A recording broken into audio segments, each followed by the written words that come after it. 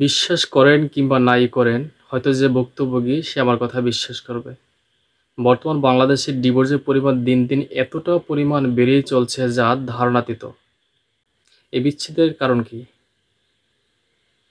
দেখা গেছে হয়তো স্বামী পরকীয়া করে, নয়তো স্বামী নেশা করে, নয়তো সে মায়ের কথায় উঠবস করছে, অথবা নারীর স্বাধীনতা, অথবা পুরুষের ভুলের কারণে ডিভোর্স হচ্ছে, অথবা নারীর ভুলের কারণে ডিভোর্স হচ্ছে, অথবা দেখা গেছে যে মেয়ের মায়ের কথা উঠবস করছে। আ আর বর্তমানে কিন্তু অনেক কাবিন ব্যবসায়ী বের হয়েছে মেয়েরা, এদের থেকে সাবধান থাকবেন। আর বর্তমানে কিন্তু ডিভোর্সি মেয়েরা খুবই ভয়ংকর। এদের কিন্তু একটা ফাঁদ আছে। আর সব ডিভোর্সি যে খারাপ বিষয়টা কিন্তু এমন না। ডিভোর্সি কিন্তু অনেক ভালো মেয়ে আছে যারা সতীসাধ্যী নারী, তাদের কোনো দোষ নেই তারপরে ডিভোর্স হয়ে গেছে। তো আল্লাহ রাব্বুল আলামিন তাদেরকে উত্তম জীবনসঙ্গী দান করুন। আর যারা ডিভোর্সি আছে তাদের জন্য অবশ্যই দোয়া আছে যে দোয়া পাঠ করলে আল্লাহ রাব্বুল আলামিন তাদেরকে উত্তম জীবনসঙ্গী দান করবেন। সেই বিষয়ে আমার ভিডিও দেওয়া আছে। তো বর্তমান সমাজে ডিভোর্সের অন্যতম একটি কারণ হলো ব্ল্যাক ম্যাজিক।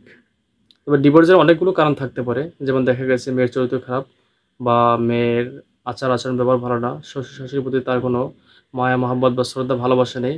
দেখা গেল সে তার মায়ের কথা উঠবোস করছে। মা যে বুদ্ধি দিয়েছে সেই বুদ্ধি মোতাবেক আ স্বামীর ঘরে আগুন জ্বালাচ্ছে বা আগুন লাগাচ্ছে।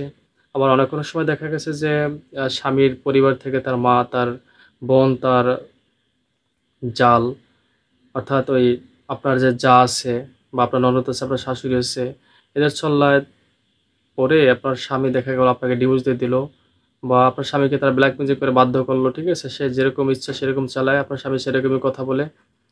সে তার বাবা-মার কথা উঠবোস করে, তার ননদের কথা উঠবোস করে, জায়ের কথা উঠবোস করে। এরকম যদি সমস্যা হয়, তাহলে বুঝে নিতে হবে যে এদের মাঝে ব্ল্যাক ম্যাজিক করা আছে।